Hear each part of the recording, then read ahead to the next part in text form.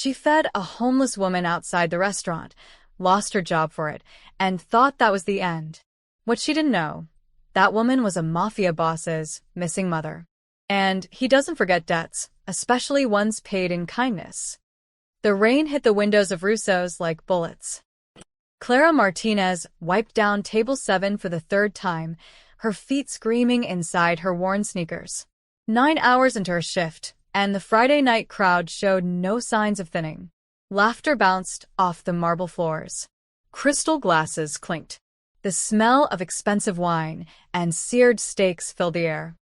This was the kind of place where people spent more on one meal than Clara made in a week. She glanced at the clock, 10:47 p.m. Just over an hour until closing. Then she could go home, peel off these shoes, and collapse into bed. Tomorrow she'd do it all over again. That was life. That was survival in New York City when you were 26, alone, and one missed paycheck away from disaster. Clara, table 12 needs water. Marcus, the floor manager, snapped his fingers at her like she was a dog. On it, she called back, forcing a smile.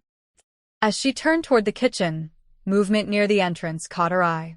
Through the rain-streaked glass door, a figure hunched against the building. A woman, thin as a wire, wearing a coat that might have been blue once but now looked like something dredged from a dumpster. The woman's face pressed close to the window, watching the diners inside with hollow eyes. Clara's chest tightened. She'd seen that look before, in mirrors, in faces at the shelter where she'd volunteered before taking this job. The look of someone who'd forgotten what a full stomach felt like. The woman's breath fogged the glass. She was shivering so hard Clara could see it from 20 feet away. Clara. Water. Marcus's voice cut through her thoughts. She grabbed a pitcher and made her rounds, but her eyes kept drifting back to the door. The woman was still there, getting wetter by the second, her thin frame shaking. When Clara returned to the service station, she made a decision. It wasn't smart. It wasn't safe for her job. But it was right. She grabbed a menu and walked to the entrance. Behind her, Marcus was busy schmoozing a regular customer who tipped in hundreds. Good. She'd have maybe 5 minutes. Clara pushed open the door. Cold rain slapped her face. "Ma'am," she said softly. The woman jerked back, startled. Up close, she looked 60, but was probably 40. Her face was weathered like old leather, her gray hair plastered to her skull. But her eyes, God, her eyes were the saddest thing Clara had ever seen. "I'm sorry," the woman whispered. I didn't mean to." "Would you like to come inside?" Clara asked. "Get out of this rain?" The woman stared at her like she'd spoken a foreign language. "I can't. I don't have money for." "Don't worry about that." Clara held the door open wider. "Please. You'll catch pneumonia out here." For a long moment, the woman didn't move. Then, slowly, she stepped inside. Clara led her to a corner booth, the least visible spot in the restaurant. A few heads turned. A woman in pearls wrinkled her nose. A man in a suit whispered something to his date, and they both smirked. Clara felt her face burn, but she kept moving. "Have a seat," she said gently. "I'll be right back." In the kitchen, she moved fast. 1 bowl of minestrone soup, the cheapest thing on the menu but still hot and filling. 2 rolls. A glass of water. She paid for it from her tips, money she'd been saving for her electric bill. Whatever. The electric company could wait 1 more day.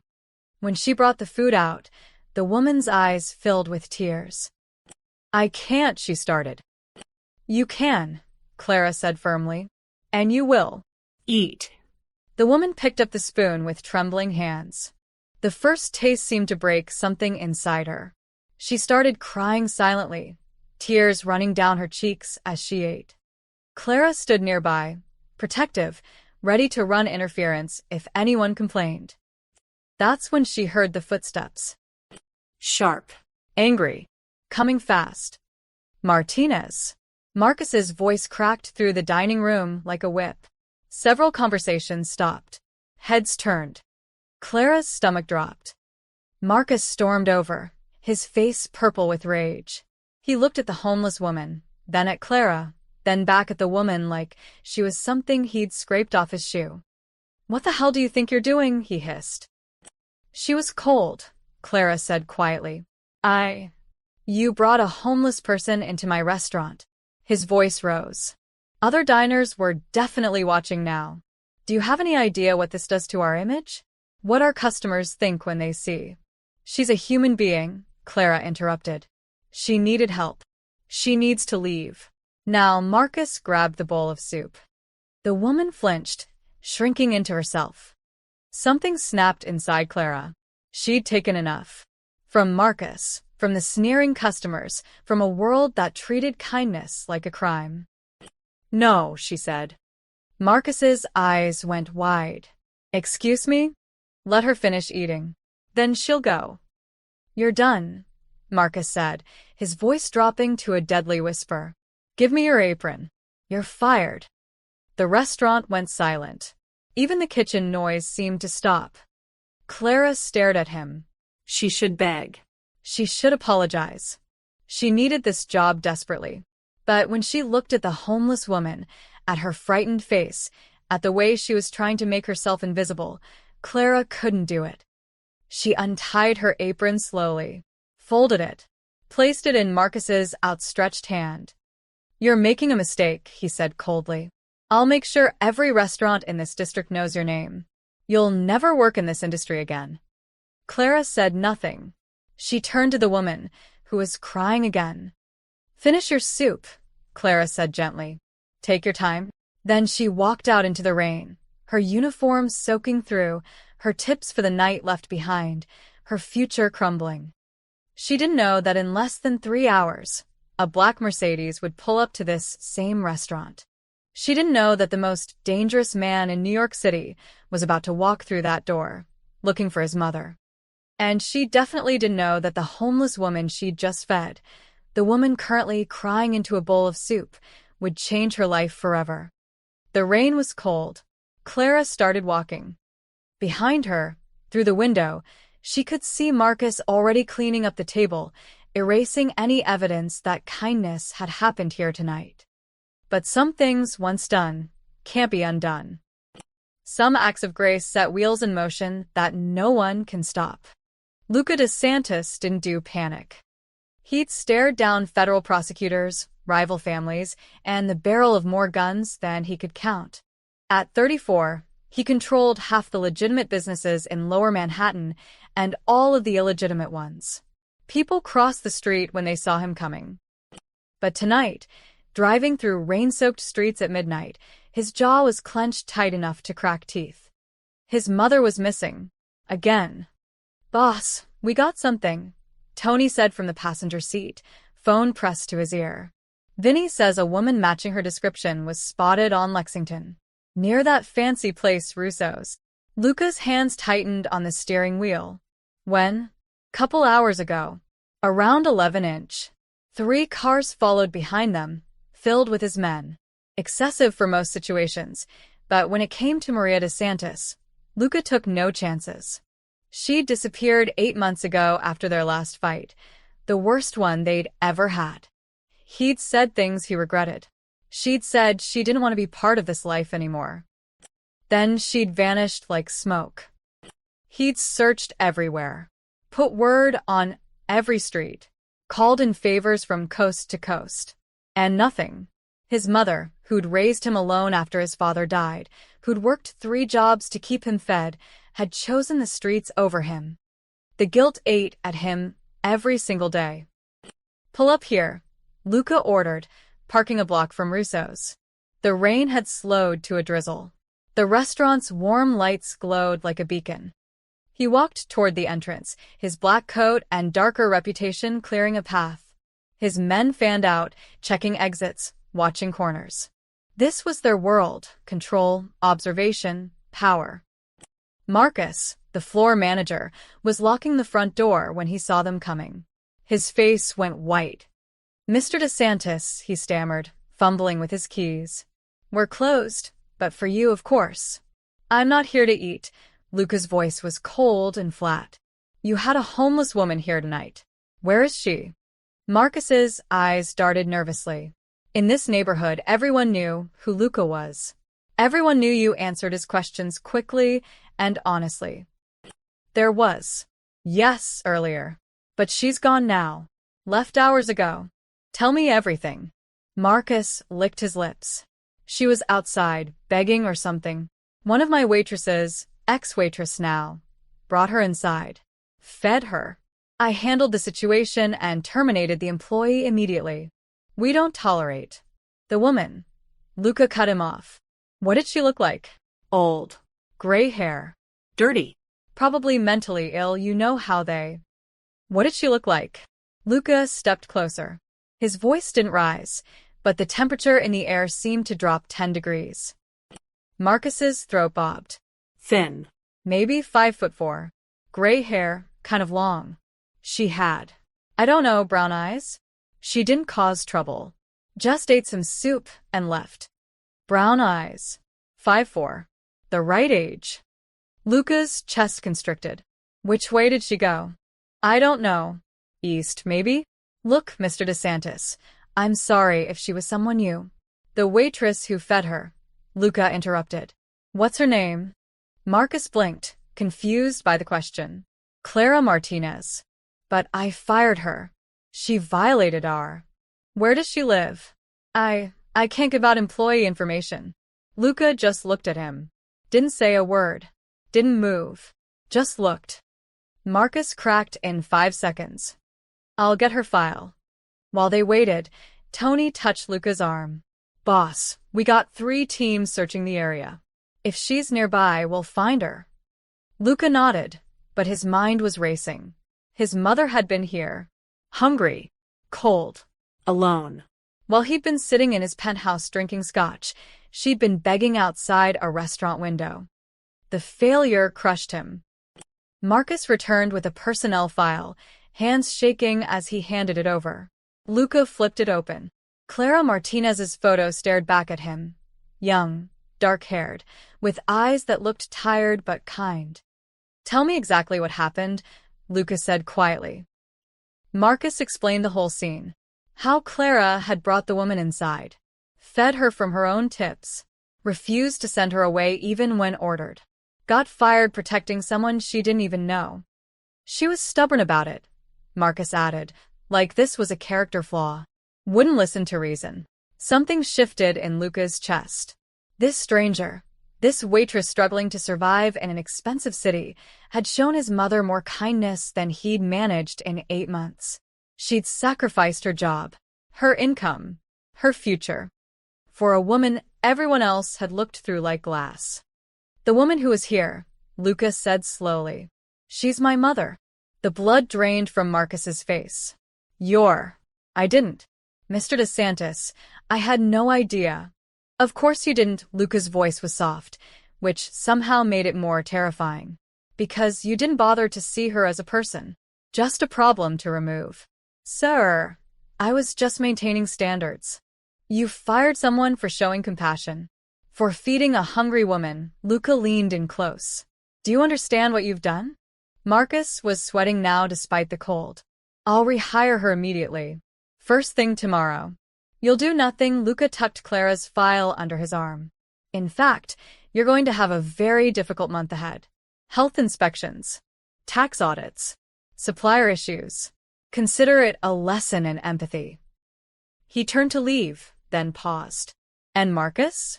If I find out you've contacted Clara Martinez or interfered with her in any way, we'll have a much longer conversation. Understood. Marcus nodded frantically. Outside, the rain had stopped. Luca stood on the sidewalk, looking at Clara's address. She lived in Queens, a small apartment in a neighborhood where doors had 3 locks and windows had bars. Tony, find my mother, he ordered. Use everyone. Every contact. I don't care what it costs. What about the waitress? Luca studied her photo again. Clara Martinez had no idea what she'd started. No idea that her simple act of kindness had tied her fate to the most dangerous family in New York. She'd saved his mother when he couldn't, fed her when she was starving, treated her with dignity when the world treated her like trash. That meant something in Luca's world. That meant everything. The waitress, he said quietly, just became family. The call came at 6:47 a.m. Luca hadn't slept. He'd spent the entire night coordinating search teams, reviewing security footage, checking every shelter and soup kitchen within a 10-mile radius. His penthouse apartment felt like a cage. "We found her," Tony said. "She's safe." Luca closed his eyes. "Where?" "St. Anthony's Church. She was sleeping in the basement. Father Rodriguez has been hiding her." Of course. His mother had always loved that church. Luca was there in 15 minutes. The safe house was a brownstone in Brooklyn that Luca kept for situations exactly like this. Quiet, secure, off the books. When he walked in, his mother was sitting at the kitchen table wearing clean clothes someone had bought her, her gray hair still damp from a shower. She looked small, fragile, nothing like the fierce woman who'd raised him. "Mama," Luca said softly. Maria de Santos looked up. For a moment neither moved. 8 months of silence hung between them like a wall.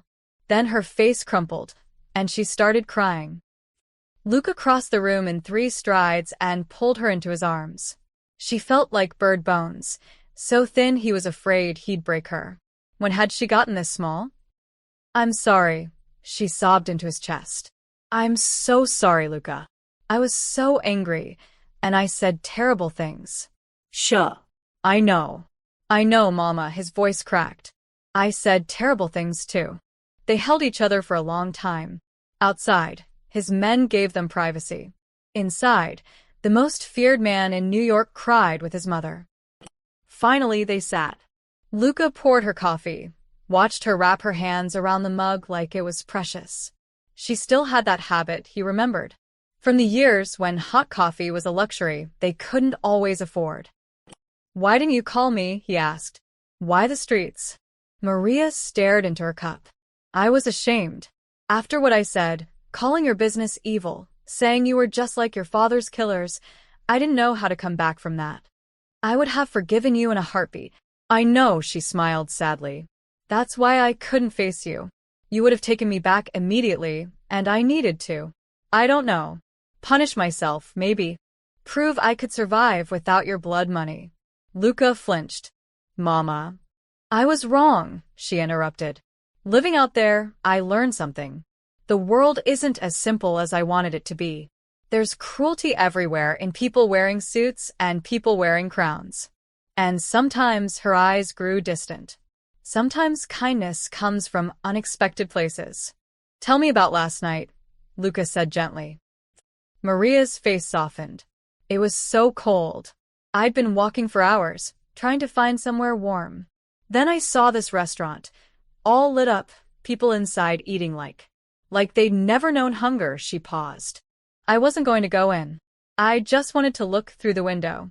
Remember what warmth felt like." Luca's jaw tightened, but he said nothing. Then this young woman came outside. She was a waitress.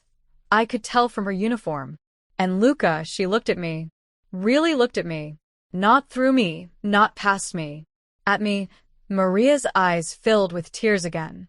She asked if I wanted to come inside. "Clara," Luca said. "You know her name?" "I know everything about her now." Maria nodded slowly. She took me to a corner table. Brought me soup. Hot, fresh soup that I didn't have to beg for, didn't have to steal. She paid for it herself.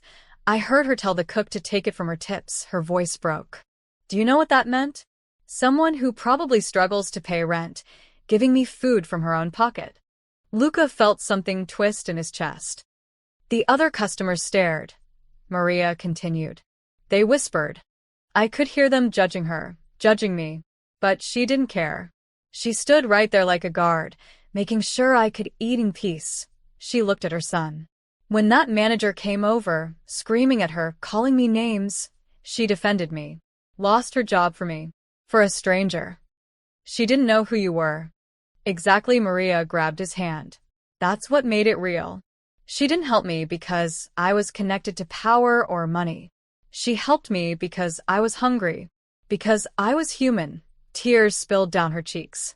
I forgot what that felt like, Luca. Being seen as a person. She gave me that. Luca stared at their joined hands. His mother's were wrinkled now, marked by months on the street. He thought about Clara Martinez and her tiny apartment in Queens, probably awake right now worrying about rent, about bills, about how she'd survive losing her job. She'd given away money she couldn't afford to lose. Sacrificed a job she desperately needed. All for a woman she'd never see again. No strings. No angles. Just kindness. In Luca's world, everything had a price. Loyalty was bought. Favors were traded. Trust was a weapon. But Clara had operated outside all of that. She'd acted from something purer, something Luca had almost forgotten existed. I need to thank her, Maria said. Is there a way?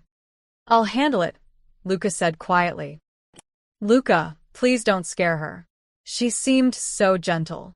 He thought about that. About how his world must look from outside. The violence, the fear, the darkness. Clara Martinez had stepped into that darkness without knowing it. She'd touched his life in a way nobody had in years. She'd reminded him what goodness looked like. I won't scare her, he promised. But Mama, she helped you. In my world, that means something. That means she's under my protection now, whether she knows it or not. Maria studied his face. She did something kind, Luca. Don't turn it into something else. I'm not, he squeezed her hand. I'm making sure the world doesn't punish her for being kind. There's a difference. His mother looked like she wanted to argue, but exhaustion won. She'd been running on empty for months. Now, finally safe, her body was demanding rest. Sleep, Luca said. We'll talk more later. As he tucked her into bed in one of the safe house rooms, Maria caught his wrist.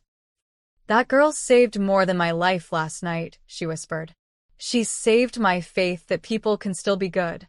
Don't lose sight of that. Luca nodded. But as he left the room and pulled out his phone, scrolling to Clara's address, he knew something had shifted. Clara Martinez had shown kindness to his mother when he'd failed to find her. She'd protected Maria when he couldn't. She'd given dignity to the one person in the world he loved more than his own life. In Luca DeSantis' world, debts like that didn't go unpaid. By noon the next day, Luca knew everything about Clara Martinez. He sat in his office overlooking the city, reading through the file his people had compiled. Tony stood nearby, waiting. She's clean, boss, Tony said. I mean, squeaky clean. No criminal record. Not even a parking ticket. Luca flipped through pages. Clara's entire life laid out in black and white. Born in El Paso, Texas. Mother died when she was 16, cancer. Father, Miguel Martinez, construction worker, raised her alone after that. She'd gotten a scholarship to community college, studied hospitality management. Then her father had a stroke 3 years ago. Clara dropped out, moved to New York for better job opportunities. Sent money home every month for his care. He was in a nursing facility now. The bills were drowning her. Employment history? Luca asked. 4 restaurants in 3 years. Good references from 3 of them. Left each one for slightly better pay. Russo's was her best gig yet until last night. Tony paused. She works hard, boss. Picks up every extra shift. Never calls in sick. Luca studied her photo again. In it, she was smiling, probably for some employee badge. But even in that smile, he could see the exhaustion. The weight she carried. Connections? Friends? Not many. A roommate, Jenny Chun, nursing student. They share a 1-bedroom in Queens. Clara takes the couch. Tony consulted his notes. Couple of friends from her old restaurants, but she doesn't go out much. No boyfriend. No social media presence except a dead Facebook account from college. No support system, Luca thought. Just like his mother had been. Alone in a city that chewed people up. Debts. Tony's expression darkened. That's the rough part. Her father's nursing home costs $4,000 a month. Medicare covers some, but Clara's on the hook for $2,000 monthly. She's been juggling credit cards, taking out small loans. She's current on everything, but barely. What else? Medical debt. Hospital bills from 2 years ago. Tony flipped a page. Looks like she had an emergency appendectomy. No insurance at the time. She's been making minimum payments, but he trailed off. How much? 18,000. Down from 23. She pays $100 a month. Luca did the math. At that rate, it would take her 15 more years to pay it off. 15 years of interest piling up, of collection calls, of that debt hanging over her head like a sword. All because she'd gotten sick and had the audacity to not die from it. What about her apartment? Luca asked. Month-to-month lease. Rent's due in 5 days. $1,100. Tony met his eyes. Boss, she paid for your mother's soup with her tip money. That was probably grocery money. Maybe even rent money. Something cold settled in Luca's chest. Clara had given his mother food she couldn't afford to give, had sacrificed income she desperately needed. And now she had no job at all. Where is she now? Home. Been there since she got fired. According to the roommate, she's been applying to jobs online all morning. Tony hesitated. Boss, what are you thinking? Luca stood, walked to the window. Far below, the city moved like an anthill. Millions of people, all struggling, all fighting to survive. Most of them invisible to people like him. Clara Martinez had every reason to walk past his mother. She was broke, tired, barely hanging on herself. But she'd stopped. She'd cared. That meant something. The medical debt, Luca said quietly. I want it gone. How do you want to? Anonymously. Set up a payment through one of our shell companies. Make it look like, I don't know, a hospital billing error, a charity program, something she'll believe. Tony nodded, making notes. And Tony, make sure it's clean. No traces back to me. No strings attached. She doesn't need to know where it came from. Got it. What about her rent? Luca thought about that. Rent was trickier. Too obvious. Clara would ask questions. Not yet. Let's see how things play out. He turned back to the file. But I want someone watching her building. Discreet. If anyone gives her trouble, I want to know immediately. Already done. Polly's on it. Good. Luca flipped through more pages. Clara's college transcripts, straight A's until she dropped out. Letters of recommendation from professors. One called her extraordinarily compassionate and dedicated. Another said she had a gift for making people feel valued.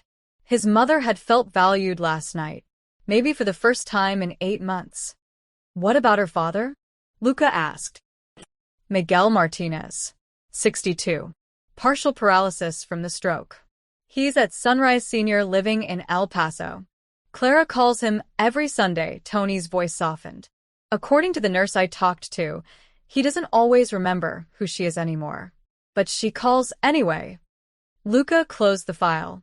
Clara Martinez was exactly what she appeared to be, a good person trapped in a bad situation. No angles. No schemes. Just a woman trying to keep her head above water while taking care of everyone else. In his world, people like that got eaten alive. Not this time. Set up the medical debt payment today, Luca ordered. And Tony, pull her employment records from Russo's. I want to see Marcus's official termination report. Planning something? Just being thorough. After Tony left, Luca sat alone with the file. He thought about his mother's words. She saved my faith that people can still be good. Don't lose sight of that. He wouldn't. But he also wouldn't let Clara suffer for her goodness. The world punished kindness enough already. His phone buzzed. A text from the hospital billing department contact. Payment processed. $18,000 paid in full to Clara Martinez's account. Sent notification letter citing Patient Assistance Fund. Luca allowed himself a small smile. It wasn't much. Wouldn't solve all her problems. But $18,000 of weight just lifted off her shoulders. She'd never know it came from him. That was fine. This wasn't about gratitude or recognition. It was about balance. About making sure that one act of kindness didn't cost her everything. He looked out at the city again. Somewhere out there, Clara Martinez was probably staring at rejection emails, wondering how she'd pay next month's rent, carrying the weight of her choices. Soon, she'd get a letter. One small piece of good news in a dark time. It wouldn't fix everything, but maybe, just maybe, it would remind her that kindness still mattered. That it wasn't always punished. Luca picked up his phone and called his accountant. There was more work to do. Clara's problems weren't solved yet. But they would be. He'd make sure of it. 3 days after getting fired, Clara got a letter from the hospital. She opened it expecting another payment reminder. Instead, she stared at words that didn't make sense. Patient Assistance Fund. Account paid in full. $000 balance. Her hands shook. $18,000. Gone. Just like that. Jenny, she called to her roommate. Did you see this? Jenny Chin looked over from her nursing textbooks. See what?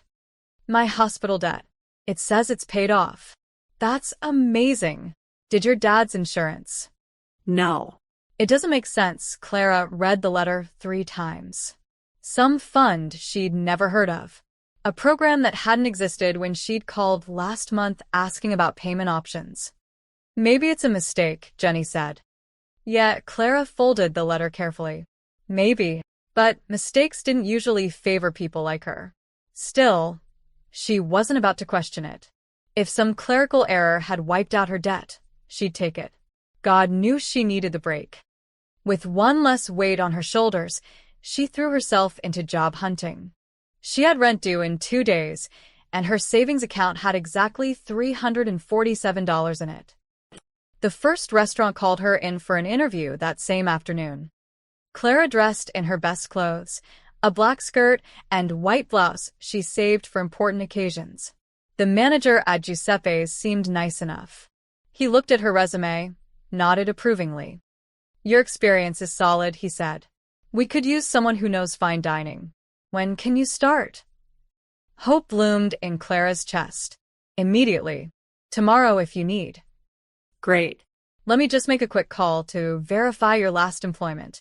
He stepped into the back office. Clara waited, already imagining the relief of having income again. She'd make rent, send money to her dad, get back on track. The manager returned 5 minutes later. His entire demeanor had changed. I'm sorry, he said, not meeting her eyes. The position's been filled. But you just said. I was mistaken. We're not hiring after all, he handed back her resume. Good luck elsewhere. Clara walked out confused. That was strange. But maybe they really had just filled the position. She'd try somewhere else. The next restaurant rejected her application by email within an hour. The one after that told her over the phone that they didn't think she'd be a good fit. A fourth said they were hiring, then changed their mind when she gave them Russo's as a reference. By the end of the day, she'd applied to 7 places. 7 rejections. On day 2, she expanded her search.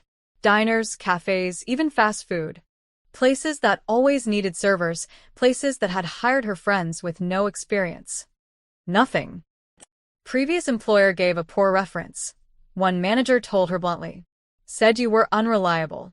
Caused disruptions. Clara felt ice in her veins. That's not true. I was fired for helping a customer. Look, I don't know the details. I just know what they told me, he shrugged. Sorry, kid. By day 3, Clara understood what was happening. Marcus had blacklisted her. She sat in her tiny apartment, laptop open, staring at another rejection email. Jenny was at clinical rotations. The silence pressed down like a physical weight. Clara pulled up Russo's corporate website. They weren't just one restaurant. They were owned by Prestige Dining Group, a company that operated 43 restaurants across New York and New Jersey. She recognized some of the names. Places she'd worked before. Places she'd applied to this week. They were all connected. And Marcus had made sure they all knew her name. Her phone rang. For a moment, hope flickered. Maybe one of the applications. Ms. Martinez? This is Riverside Management regarding your rent. Her stomach dropped. It's not due until tomorrow. We're calling to remind you that late payments result in a $100 fee. And Ms. Martinez, given your recent employment change, we need to discuss your lease status.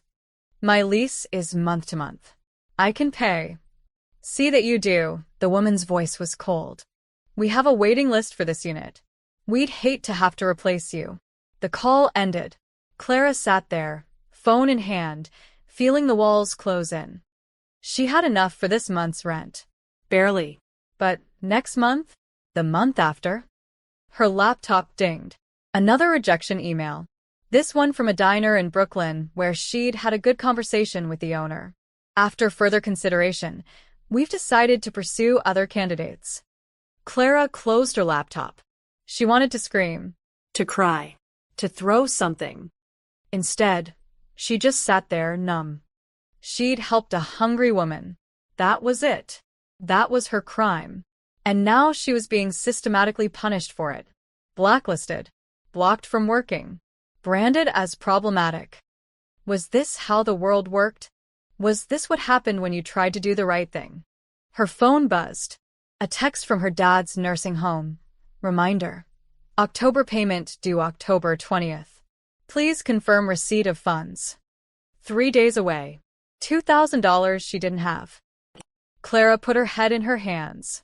For the first time since her mother died, she felt truly hopeless. She'd been poor before.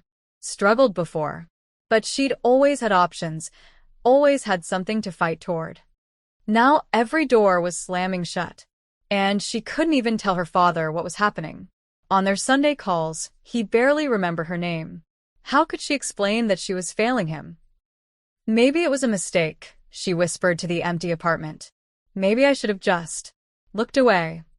But even as she said it, she knew she couldn't have.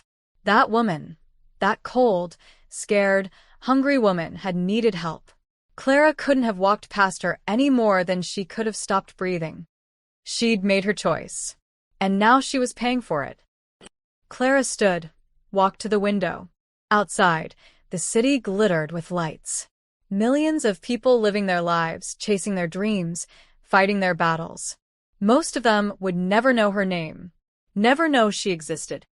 She was just another casualty in a city that had no mercy for the kind. Her phone buzzed again. Another rejection. She didn't even bother reading it. Rent was due tomorrow. Her father's payment in 3 days. And she had no job, no prospects, and no way out.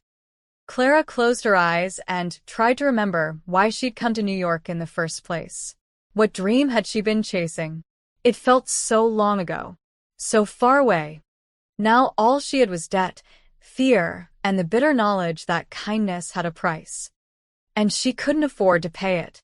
The knock came at 8 p.m. Clara froze on the couch, laptop balanced on her knees.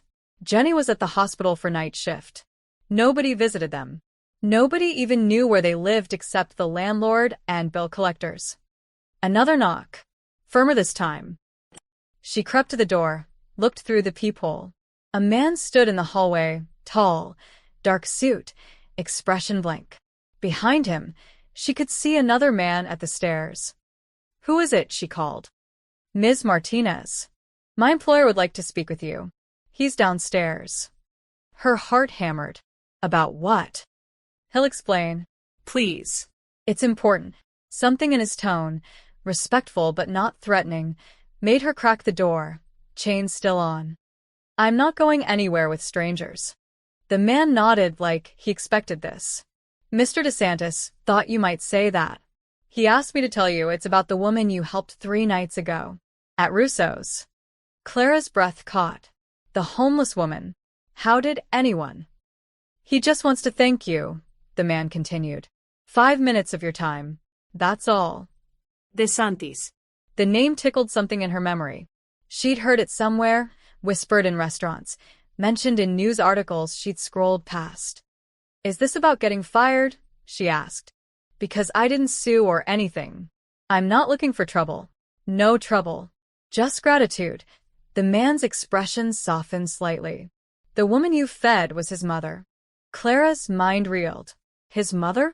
That frail, scared woman was someone's mother. Someone who sent men in suits to track down waitresses. Someone powerful.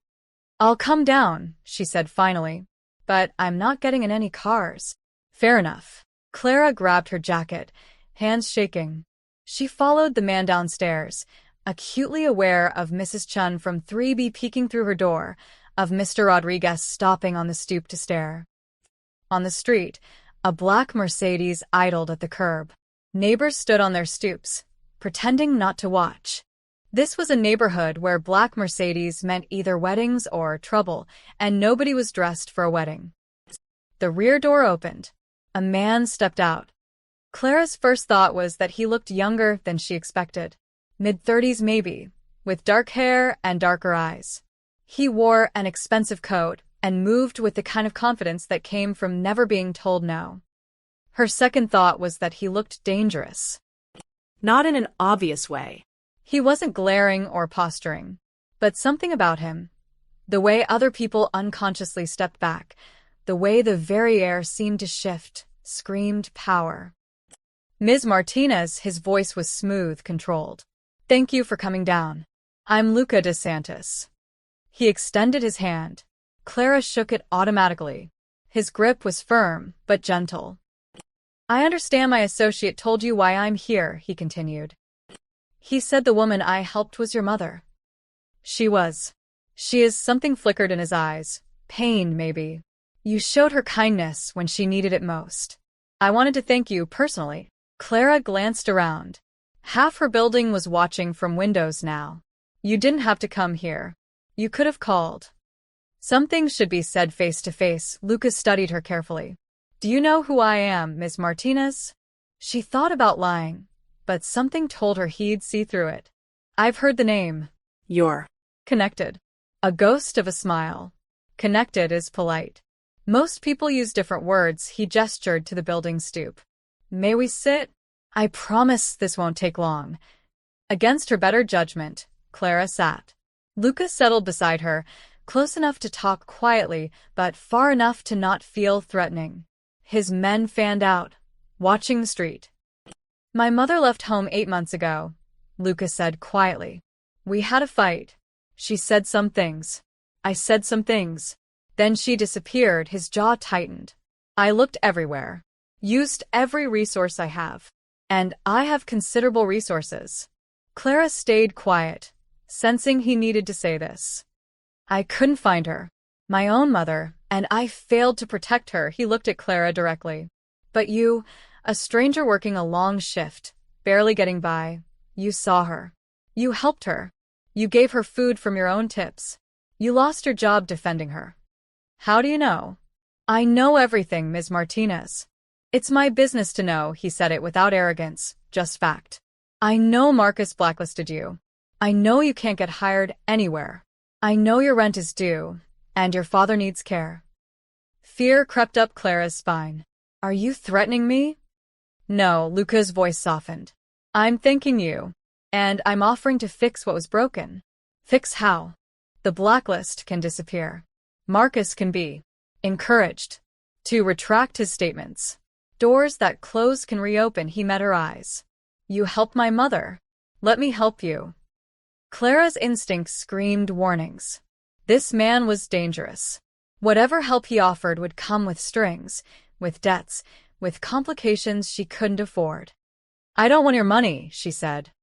I'm not offering money. I'm offering to correct an injustice. By doing what? Threatening people? Breaking laws. Clara stood. I appreciate you thanking me, Mr. DeSantis. But I help people because it's right, not because I expect payback. Lucas stood too, and God, he was tall. But he didn't move closer. You're scared of me, he observed. I'm cautious. Smart. He pulled out a card, handed it to her. Heavy stock, embossed lettering. Just a phone number. I'm not asking you to accept anything tonight. But if you need help, real help, call that number. Clara took the card, not sure why. I can handle my own problems. I'm sure you can. You seem very capable. Something warm entered his expression. But sometimes capable people need help too. There's no shame in that. He started toward his car, then paused. My mother asked about you. She wanted me to tell you she's safe now. Warm. Federal. Because of you. Clara's throat tightened. I'm glad. She also said to tell you, Lucas smiled slightly, that the soup was the best she'd ever had. Before Clara could respond, he slid into the Mercedes. The door closed. The car pulled away smoothly, followed by two others she hadn't noticed. Just like that, he was gone. Clara stood on the sidewalk, card in hand, aware of eyes on her from every window. Tomorrow, everyone would be talking. Mrs. Chen would ask questions. Mr. Rodriguez would speculate. The whole building would know that a man like Luca DeSantis had come for her. She looked at the card. Just a number. No name. No explanation. In her pocket, her phone buzzed. Another rejection email, probably. Clara climbed back to her apartment, locked the door, and sat heavily on the couch. The card lay on the coffee table, innocent and dangerous at once. She should throw it away. Should pretend tonight never happened. Should keep struggling on her own like she always had. But as she stared at her laptop, at the rejection emails, at the rent reminder, at her bank balance, she couldn't help wondering. What if he really could fix things? What would that cost her? And more importantly, was she desperate enough to find out? Marcus Webb loved his job. Floor manager at Russo's meant respect, decent pay, and the power to make people squirm. He'd fired dozens of servers over the years. Some deserved it. Some didn't. He never lost sleep either way. But on Thursday morning, when he walked into Russo's, 3 city inspectors were already inside. "What's going on?" Marcus demanded. The lead inspector, a tired-looking woman with a clipboard, barely glanced at him. "Health and safety inspection. Routine. We had one 3 months ago. We got a complaint. Anonymous tip about food storage violations." She pointed to the walk-in freezer. "Start there." Marcus's jaw tightened. They'd just passed inspection with flying colors. There were no violations. This was harassment. The inspection took 4 hours. They found everything: a freezer running half a degree too warm, expired permits that were actually current but filed under old paperwork, a grease trap that needed cleaning 2 weeks earlier than scheduled. Violations Marcus knew weren't really violations, just technical nonsense that could be weaponized.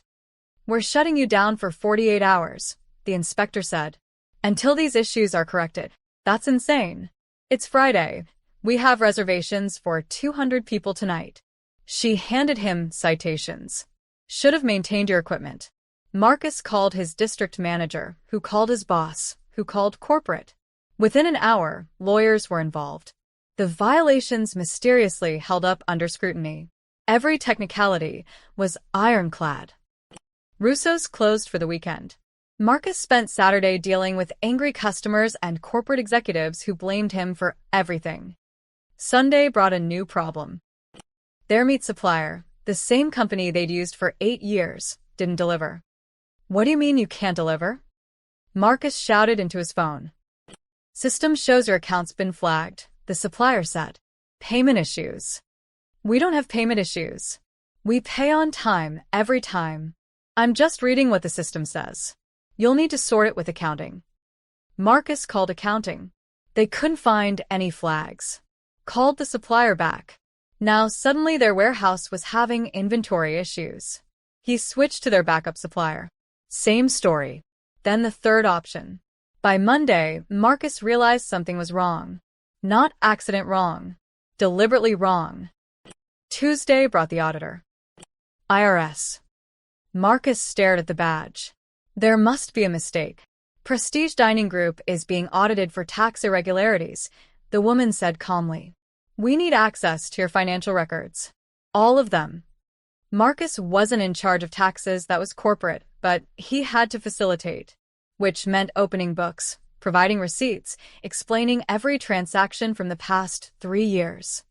He called his boss, Jerry Chen, the regional director. "What the hell is happening?" Marcus demanded. "I don't know." Jerry sounded panicked. The auditor said someone sent anonymous documents to the IRS. Bank records. Expense reports. Things that should have been private. What kind of documents? The kind that show we've been creative. With our tax strategies, Jerry's voice dropped. Marcus, this is bad. Really bad. If they find what I think they'll find, we're looking at fines. Maybe criminal charges. Marcus felt sweat bead on his forehead. I didn't do anything wrong. Yeah, well, you're the public face of our flagship restaurant. Guess who they're going to talk to first? The line went dead. Over the next 3 days, everything fell apart. Supply chains stayed broken. City inspectors showed up again, fire marshal this time, then building safety. Each visit found tiny violations that somehow required major fixes. Russo's could only open for limited hours. Customers complained. Online reviews tanked. Corporate started asking questions about Marcus's management. And through it all, Marcus felt eyes watching him. Nothing obvious.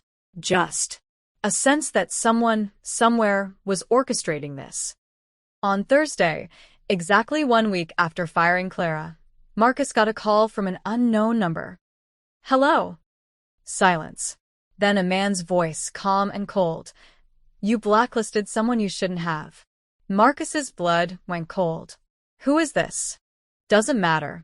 What matters is that you're going to fix it. Call every restaurant in your network. Tell them Clara Martinez was an excellent employee. Tell them you made a mistake. I don't. You have until end of business today. If you don't, tomorrow brings new problems.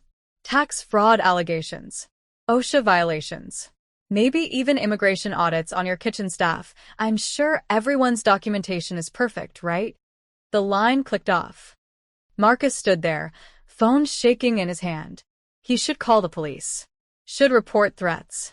But something told him that wouldn't help. Something told him that whoever was calling had the power to make good on every threat. He thought about Clara Martinez, about the homeless woman, about that night. And slowly he understood. By 3 p.m., Marcus had called 15 restaurants. His pride choked him with every word, but he made the calls. Clara Martinez. Excellent worker. Mistake on my part. Highly recommend. The blacklist evaporated like morning fog. Meanwhile, across town, Clara was making lunch when her phone rang. Giuseppe's. The restaurant that rejected her on day 1. Ms. Martinez? This is Giuseppe's. We had a position open up. Would you be interested in interviewing? Clara blinked. You said you weren't hiring. Scheduling changed. Can you come in tomorrow? Before she could answer, another call beeped through. The diner in Brooklyn. By evening, Clara had received 6 calls. 6 restaurants suddenly interested. Some apologetic.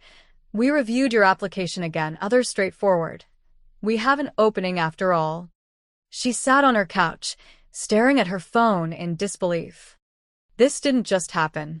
Restaurants didn't call back rejected applicants. Not in this city. Not unless. Her eyes drifted to the card on the coffee table. The one she'd been trying to ignore for 3 days. Luca De Santis. No, she whispered. He didn't. But of course he had. The timing was too perfect. The sudden reversals, too convenient. He'd done something. Fixed things, like he'd promised. And she hadn't even called him. Clara picked up the card, turned it over in her hands. Part of her felt relief. She could work again, could pay rent, could breathe. But another part felt something darker. Debt. She didn't ask for this. Didn't want to owe a man like Luca De Santis. But wanting didn't matter. He'd acted, and now consequences would follow. In his world, everything had a price. Clara just didn't know what hers would be yet. Her phone rang again. Another restaurant. Another opportunity. She answered with shaking hands, accepting the interview, playing the grateful job seeker. But inside, she felt the threads tightening, felt the web expanding around her. Luca had said he wasn't asking for anything, but men like him didn't give without expecting something in return. The question wasn't if he'd collect. It was when. Clara took the job at Giuseppe's. It wasn't her first choice. The pay was slightly less than Russo's, but they'd called first, and she needed income immediately. 3 days of training, then she was back on the floor, carrying plates and forcing smiles. It felt good to work again. Normal. Like maybe her life was getting back on track. She was wrong. The first sign came on her second shift. A man at table 6 kept watching her. Not the usual creepy customer stare, this was different. Calculated. Like he was memorizing her movements. When she brought his check, he smiled. "You're new here. Started this week," Clara said politely. "Giuseppe's is lucky to have you," he handed her a credit card. "I heard you came from Russo's." Clara's instincts prickled. "That's right. Shame what happened there. All those inspections, supply problems. Bad luck, his smile never reached his eyes. Or maybe not luck at all." She processed his payment quickly, hands steady despite her racing heart. "Will there be anything else?"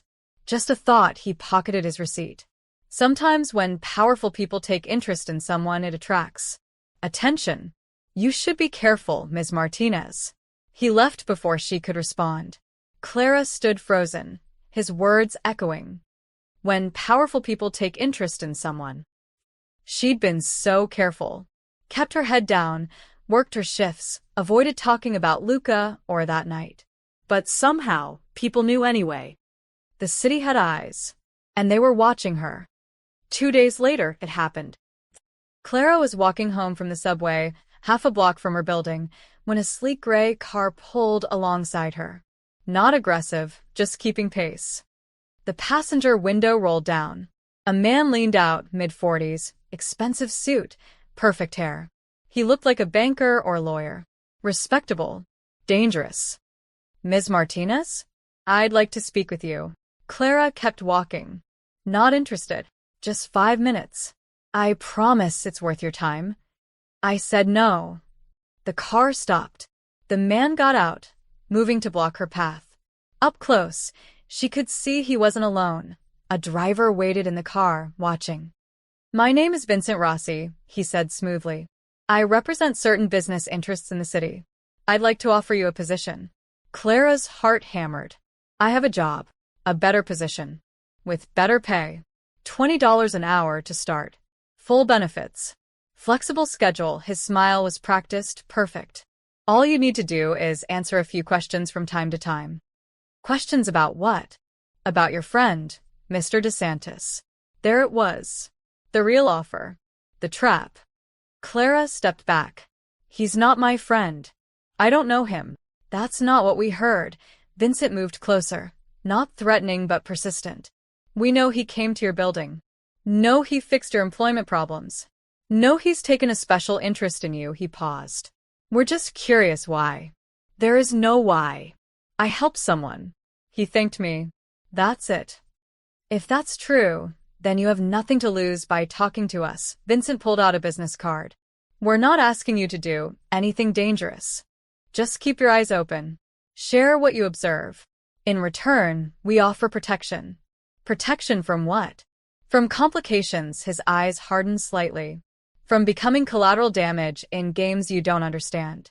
The DeSantis family has enemies, Ms. Martinez. People who might think you're valuable. People who might try to use you." Clara's mouth went dry. "Are you threatening me?" "I'm offering you a choice." He held out the card. "Work with us willingly, or wait until circumstances force your hand. Either way, you're already involved. The question is which side you choose." Clara looked at the card, looked at Vincent's cold smile, looked at the driver in the car, watching with dead eyes. Every instinct screamed danger. "No," she said firmly. "I'm not choosing any side. I'm a waitress. That's all. I don't know anything about Mr. DeSantis, and I don't want to." "That's unfortunate." Vincent pocketed the card. "You should reconsider. The DeSantis protection only extends so far. And Luca," he smiled. "Luca gets bored easily. Today you're interesting. Tomorrow, you'll be forgotten. Then he'll watch out for you." He got back in the car. It pulled away smoothly, leaving Clara shaking on the sidewalk. She ran the last block home, locked her door, and collapsed against it. This was insane. She'd fed a homeless woman soup. That was it. One act of kindness, and now strange men were following her, offering money for information, talking about protection and enemies. Her phone buzzed. Unknown number. Clara almost didn't answer, but something made her pick up.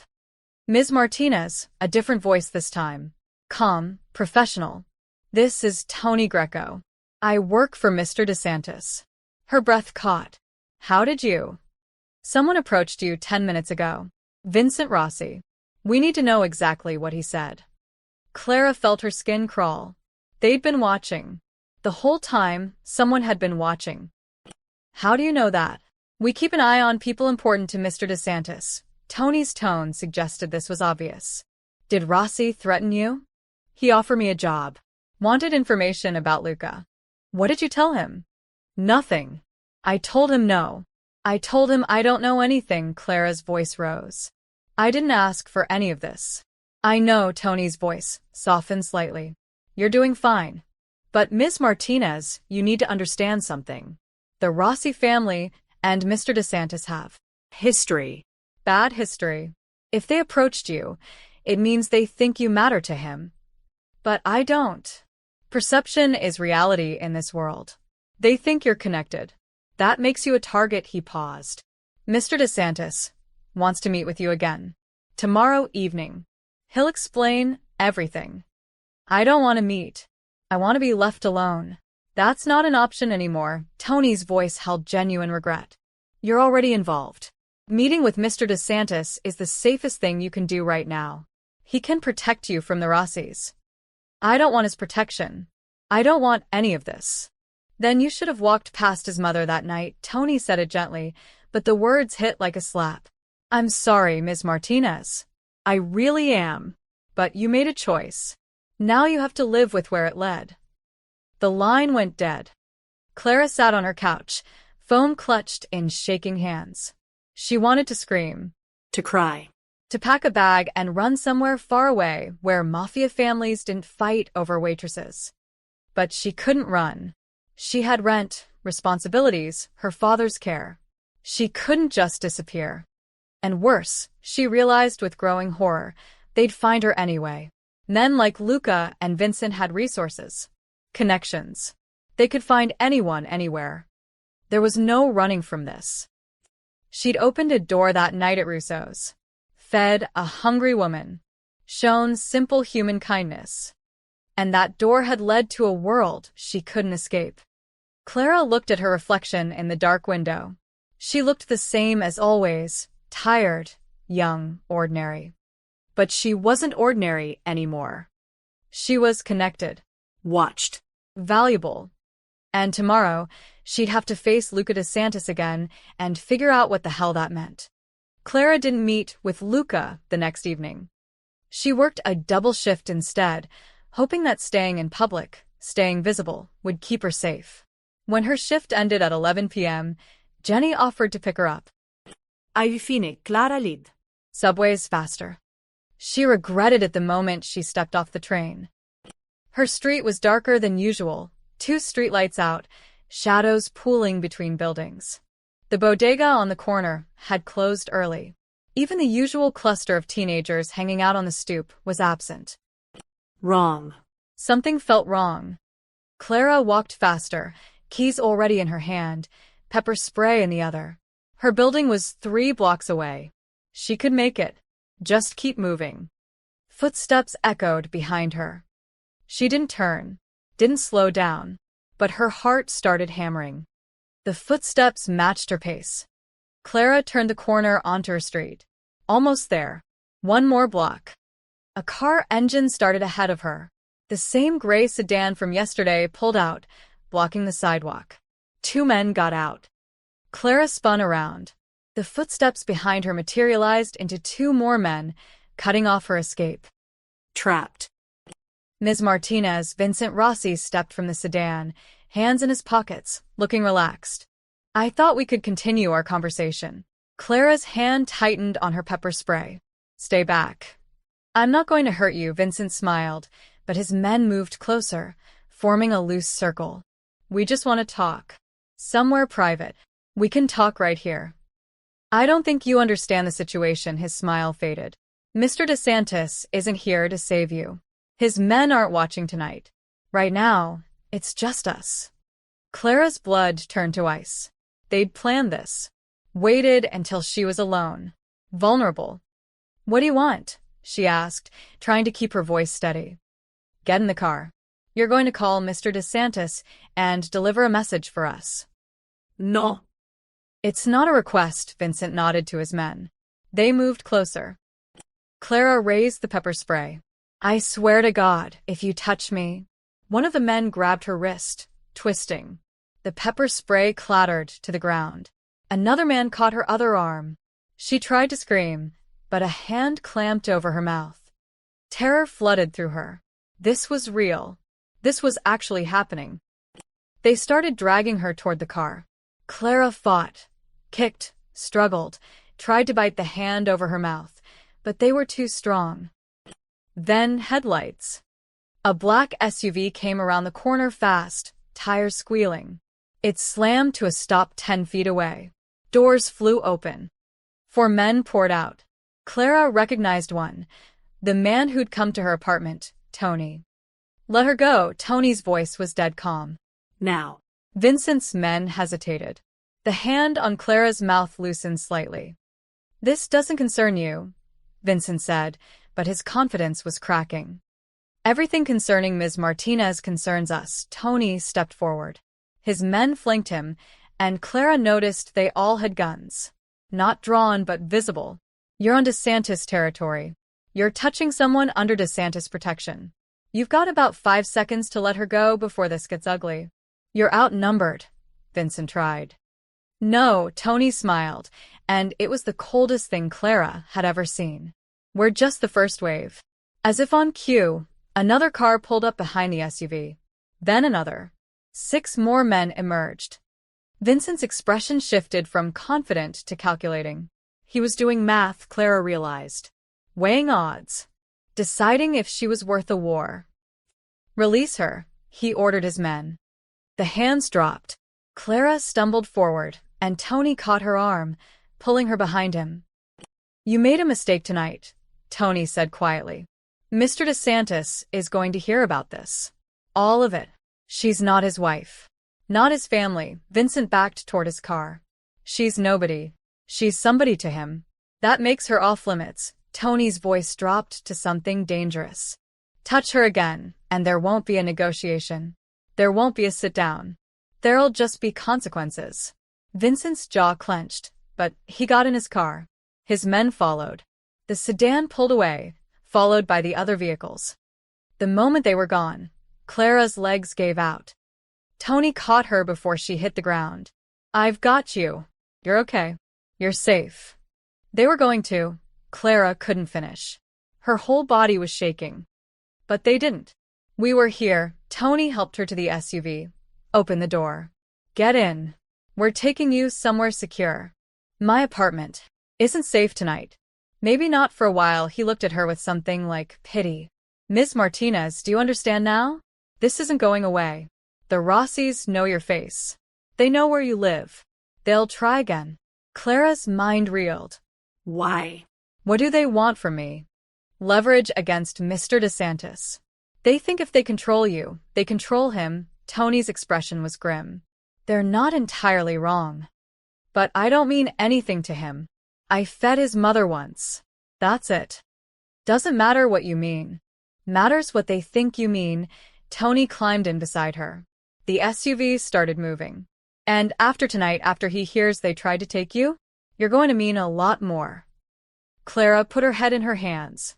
This couldn't be happening. This couldn't be her life. But it was. The bruises forming on her wrists proved it. The fear still coursing through her veins proved it. She'd walked past that homeless woman. She'd be home right now watching TV with Jenny. Safe. Free.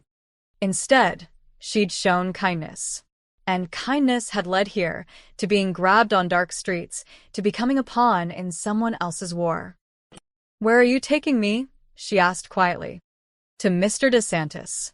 He needs to see her okay. Needs to. Tony paused. Needs to know what they did. Clara looked out the window. The city blurred past. Somewhere out there, Vincent Rossi, was planning his next move. Somewhere, other men were watching, calculating, deciding what she was worth. And somewhere, Luca DeSantis was about to find out that someone had tried to hurt something he'd claimed as his. Clara didn't know much about the Mafia, but she knew enough to understand that men like Luca didn't forgive threats to what was theirs. Blood would answer blood. Violence would answer violence. And she, kind, ordinary Clara Martinez who just wanted to help people, was going to be the reason for it. The SUV drove through the night, carrying her toward a conversation she wasn't ready to have, with a man she couldn't afford to be connected to. But Choice had left the building 3 nights ago, along with her apron and her old life. Now there was only survival, only protection, only Luca, whether she wanted it or not. The safe house was quiet when they arrived. Clara was led to a small sitting room with comfortable furniture and warm lighting. Nothing like the cold, stark space she'd imagined. Tony brought her tea she didn't drink, then left her alone. She sat there for 20 minutes, bruises darkening on her wrists, replaying the attack over and over. When the door opened, Luca walked in alone. No bodyguards. No entourage. Just him, looking more exhausted than she'd ever seen a man look. His tie was loose, his usually perfect hair slightly disheveled. But his eyes burned with something cold and furious. He looked at her wrists first, the bruises, then at her face. Did they hurt you anywhere else? His voice was carefully controlled. No. They grabbed me, but your men came before. Clara swallowed. Before anything else happened.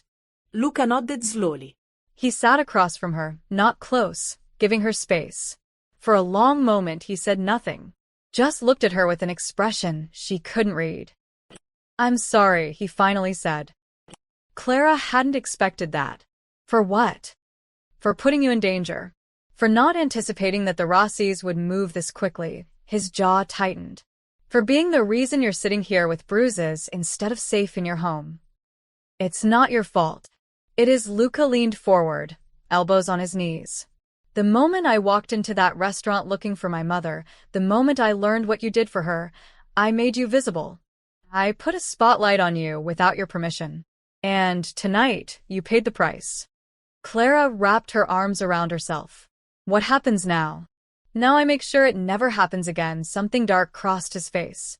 The Rossis will understand that touching you means war. They'll back off. And then what? I spend the rest of my life with bodyguards? Looking over my shoulder? Maybe, he met her eyes. Or you accept what I'm about to offer you. Clara tensed. I told you, I don't want. Let me finish. Luca held up a hand. Please. After tonight, you deserve to hear this. She nodded warily. Luca stood, walked to the window. When my mother told me about you, about what you did, it wasn't just the soup. It was how you treated her. Like she mattered. Like she was human, not invisible. He turned back. Do you know how rare that is? To see someone suffering and actually stop. I just did what anyone should do. But most don't. Most walk past. Look away. Convince themselves it's not their problem. His voice softened. You didn't. You sacrificed your job, your income, your future. For a stranger. Clara said nothing. What could she say? My mother hasn't smiled like that in years, Luca continued. She told me the soup was good, but what made her cry was being seen. You gave her dignity when everyone else gave her disgust. He moved back to his chair, sat down. I've been thinking about that. About what it means. And I realized something. He looked directly at her. You shouldn't be punished for having a good heart. You should be empowered to use it. I don't understand. I want to fund a community food network. Kitchens across the city where people, homeless, struggling, anyone who needs it, can get hot meals. Not charity. Not handouts. But real food, served with respect. His eyes held hers. And I want you to run it. Clara stared. What? You have full control. Budget, locations, hiring, everything. I'll fund it completely through my legitimate businesses. No dirty money. No strings. He leaned forward. This isn't about me owning you, Clara. It's about letting you do what you already want to do, help people, but with resources that actually make a difference. I'm a waitress. I don't know how to run. You know what hungry people need because you've been there. You understand dignity because you gave it to my mother when no one else would. Luca's voice was earnest now, almost pleading. I'll give you advisors, managers, whatever support you need. But the vision, the heart, that comes from you. Clara's mind spun. A food network. Feeding people across the city. With real funding, real support. It was everything she'd dreamed about when she volunteered at shelters, but never imagined she could actually do. Why me? She whispered. Because you proved you care.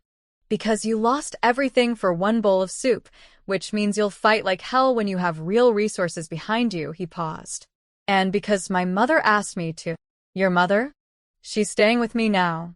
Safe. Federal. She told me that what you gave her, that moment of kindness, saved more than her body. It saved her faith that good people still exist. Luca's voice cracked slightly. She wants you to give that to others. Not pity. Not charity. But real, human connection. One meal at a time. Tears burned Clara's eyes. She'd fed one woman. One. And now? I don't know if I can do this, she admitted. I think you can. I think you're exactly the person who should. Luca pulled out a folder, set it on the table between them. This is a proposal. Locations. Budget. Timeline. Look it over. Think about it. But Clara, he met her eyes. This isn't payment. Isn't obligation. This is me giving you the tools to do what you were already willing to sacrifice everything for. Clara looked at the folder. At the bruises on her wrists. At this dangerous, powerful man offering her something that actually mattered. If I say yes, she said slowly, does this mean I'm part of your world? Part of all this? It means you're under my protection. But the work? The food network? That's yours. Clean. Legal. Something you can be proud of, he stood. Take the night. Read the proposal. Tomorrow, when you're ready, call me. He walked to the door, then paused. My mother is asking about you. She'd like to meet properly. Thank you herself, he glanced back. She's the only person I've ever truly respected, Clara. And she respects you. That means something in my world. It means everything. After he left, Clara sat alone with the folder. Her hands shook as she opened it. Inside were plans for 5 kitchens across the city. Budgets that made her gasp. Hundreds of thousands of dollars. Architectural drawings. Staffing proposals. A mission statement written in someone else's hand, but somehow capturing exactly what she would have said. To feed the hungry with dignity. To see the invisible. To remind people they matter. Clara closed her eyes. She thought about that cold night. About the woman shivering outside the window. About the choice that had led her here. She'd lost her job that night. Lost her safety. Nearly lost her freedom. But maybe, just maybe, she'd found something bigger. A purpose. A way to turn one act of kindness into thousands. If she was brave enough to take it. Clara spent 5 days thinking about it. 5 days reading and rereading the proposal. 5 days lying awake at night, imagining the kitchens, the people they could feed, the difference they could make. 5 days talking herself into it, then out of it, then back and again. She was a waitress. A dropout. Someone who could barely keep her own life together. How could she run something this big? But every time she decided to say no, she remembered that woman's face. The gratitude in her eyes. The way eating that soup had made her cry. If Clara could do that for one person, what could she do for hundreds? Thousands? On the 6th day, someone knocked on her apartment door. Clara checked the peephole, then froze. Maria DeSantis stood in her hallway alone, wearing a simple blue dress and looking nothing like the woman from that rainy night. She'd gained weight. Her hair was clean and styled. But her eyes, those same sad, kind eyes, were unmistakable. Clara opened the door. MRS. DeSantis. Please call me Maria, the older woman smiled. May I come in? Clara stepped aside, suddenly embarrassed by the tiny apartment, the couch she slept on, the dishes in the sink. But Maria didn't seem to notice. She looked around with the appreciation of someone who'd slept on streets. "You have a lovely home," Maria said. "Small, but full of warmth. I can tell." They sat. Clara made coffee, her hands nervous. "I wanted to see you," Maria said. "To thank you properly." Face to face, she reached out, took Clara's hand. "What you did for me that night, you didn't have to. You had every reason not to. I couldn't just leave you there. Most people do." Most people did. Maria's eyes glistened. "I was invisible, Clara. For 8 months I lived on those streets, and I was invisible. People looked through me like I was glass. Like I didn't exist. I'm sorry that happened to you. Don't be sorry. Be proud." Maria squeezed her hand. "Because you saw me. You gave me soup, yes. But more than that, you gave me proof that kindness still exists. That people can still care about strangers." Clara felt tears building. "I lost my job." "I know. And I'm sorrier about that than I can say." Maria paused. "But Luca told me about his offer. The Food Network." "I don't know if I can do it," Clara admitted. "I'm not qualified.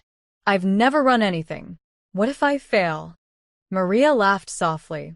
"Do you know what qualified me to raise my son alone after his father died? Nothing.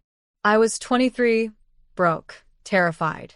But I did it anyway because he needed me to." She looked at Clara intently. "You're not being asked to be perfect. You're being asked to care. And you've already proven you know how to do that. But this is different. This is big. Important. Then make it even bigger." Maria's voice grew stronger. "You gave me soup. Now, I want you to give hope to others. Thousands of others. People like I was, cold, hungry, forgotten. You can remind them they matter." Clara wiped her eyes. "What if I mess it up? Then you'll fix it. That's what people like us do. We survive. We adapt. We keep going." Maria smiled. "Besides, you won't be alone. Luca will support you. I'll support you. You'll have teams, resources, everything you need." Why does he care this much? It was just soup. It was never just soup. Maria's voice softened. It was dignity when I had none. It was proof that my life still had value. And for my son, who spent 8 months searching for me, who blamed himself for losing me, it was proof that good people still exist in this hard world. She paused. "You saved my life, Clara. Maybe not medically, but in every way that matters. Let us help you save others." Clara looked at this woman who'd been through hell and come out stronger, who'd lost everything and found her way back, who was asking no, encouraging her to take this impossible leap. "You really think I can do this?" Clara whispered. "I know you can, because you already did it for me, with nothing but kindness and courage." Maria stood, pulled Clara up with her. "The question isn't whether you can, it's whether you will." Clara called Luca that afternoon. "I'll do it," she said. "I'll run the Food Network." She heard him exhale. "You won't regret this." "I already regret it. But I'm doing it anyway." He laughed, and it was the most genuine sound she'd ever heard from him. That's the right attitude. The next 2 weeks were a whirlwind. Luca's team descended like a professional army. Lawyers, accountants, real estate agents, all working to make the Food Network real. But they didn't take over, they supported. Every decision came to Clara first. Location for the first kitchen? Clara chose East Harlem, where need was greatest. Menu options? Clara insisted on real food, pot roast, fresh vegetables, homemade bread. Nothing institutional. Nothing that screamed charity. "This is for people who deserve better," she told the architect. "Make it welcoming. Warm.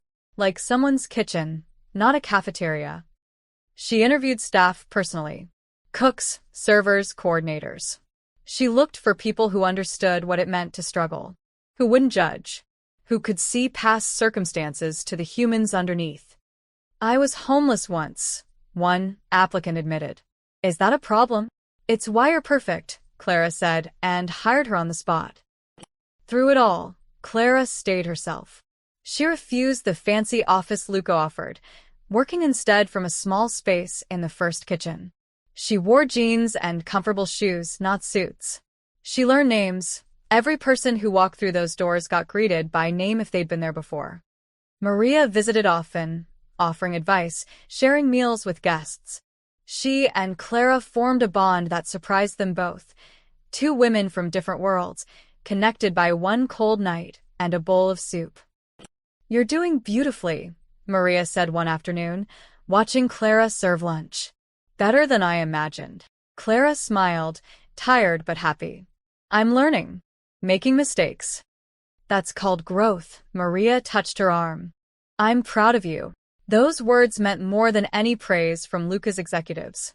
More than the glowing media coverage starting to appear. More than the budget spreadsheets showing they were under cost. Clara was doing this. Actually doing it.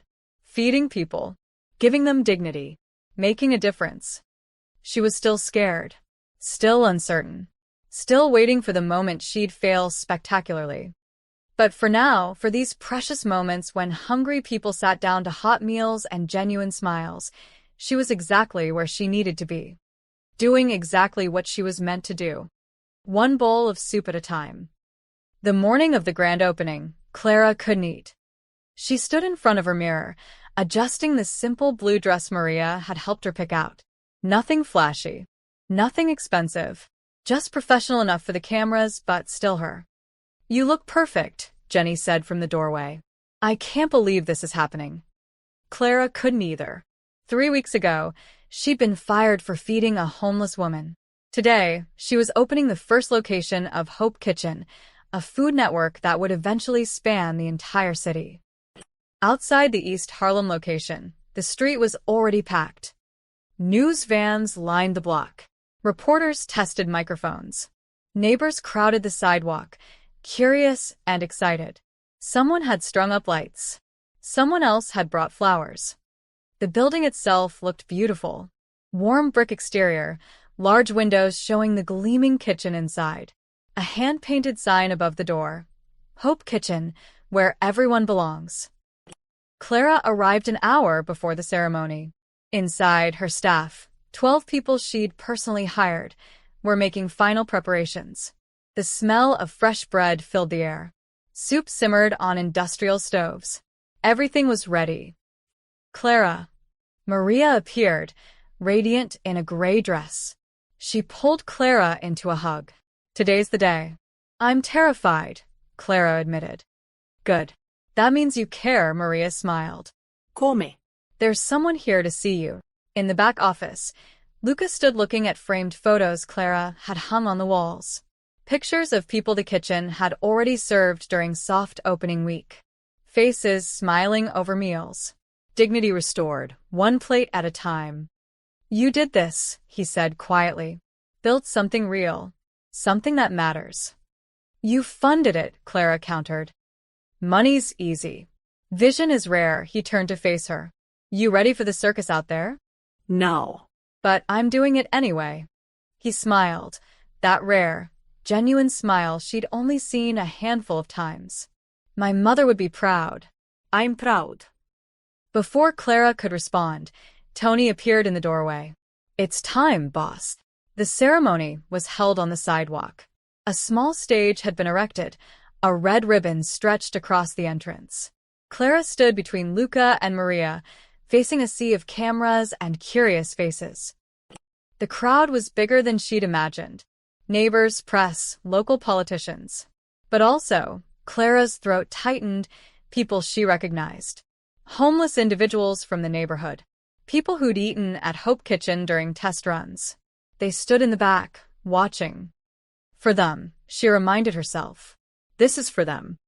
A city councilwoman spoke first, talking about community initiatives and public-private partnerships. Words that meant little to Clara, but seemed to satisfy the cameras. Then Luca stepped to the microphone. The crowd quieted immediately. Even people who didn't know his face knew his presence. He commanded attention the way the sun commanded the sky, inevitable, undeniable. 3 weeks ago, Luca began, his voice carrying easily. Someone in this city did something simple. Something that should be ordinary, but has become extraordinary. She fed a hungry woman, gave her soup and bread, and, most importantly, dignity. He paused, looking at Clara. That woman was my mother, and the person who helped her was Clara Martinez. Cameras flashed. Reporters leaned forward. This was news. Luca DeSantis, known businessman with rumored connections, publicly acknowledging a personal story. Clara didn't know who my mother was. Didn't know helping her would cost Clara her job, her income, her safety. Luca's voice hardened slightly. She helped because it was right. Because someone was suffering and she couldn't look away. He gestured to the building behind them. Hope Kitchen exists because of that moment. Because Clara proved that kindness still matters in the city. That seeing people, really seeing them, can change everything. He looked directly at Clara. She's not just the director of this network. She's family. And this kitchen represents what family should be, a place where nobody is invisible. Where everyone deserves a seat at the table. The crowd applauded. Maria was crying. Clara felt her own tears threatening. Luca stepped back, offering Clara the microphone. She took it with shaking hands, looked out at all those faces, at the cameras that would broadcast this across the city, at the homeless individuals in the back who'd come to see if this place was real. I'm just a waitress, she said simply. I don't have fancy speeches prepared. But I know what it's like to struggle. To worry about rent and bills, and whether you'll make it another month. She swallowed. And I know what it feels like to be invisible. Her eyes found Maria, who nodded encouragement. Hope Kitchen isn't charity. It's community. Everyone who walks through these doors will be treated with respect. Fed with care. Seen as human beings who matter. Clara's voice grew stronger.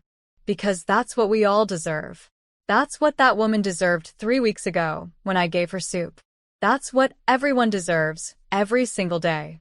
She looked back at the building, at her staff visible through the windows, ready to serve. So come eat with us. Talk with us. Be part of something that says we still care about each other in this city. Clara smiled through tears. One meal at a time. The applause was thunderous. Maria handed Clara the scissors. Together, Clara, Luca, and Maria, they cut the ribbon. It fell away, and the doors opened. People flooded inside. Reporters followed, cameras rolling. But Clara noticed the homeless individuals entering last, hesitant, checking if this was really for them. She walked over personally. Welcome to Hope Kitchen, she said to an older man she recognized from the neighborhood. Would you like lunch? His eyes filled with tears. Really? Really? Come on. As she led him inside, as her staff began serving meals, as reporters interviewed Maria, as Luca watched from the corner with something like pride, Clara felt it. She'd been fired for feeding one woman, lost everything for one bowl of soup. But that soup had led here, to this moment, to this place where hundreds would be fed, where dignity would be served alongside every meal, where kindness had built something that would outlast them all. Clara looked at Maria across the crowded kitchen. The older woman smiled, mouthed thank you. No, Clara thought. Thank you. For being cold that night. For being brave enough to accept help. For leading me here. She turned to serve another plate, another person, another moment of connection. One bowl of soup had changed everything. And it was only the beginning.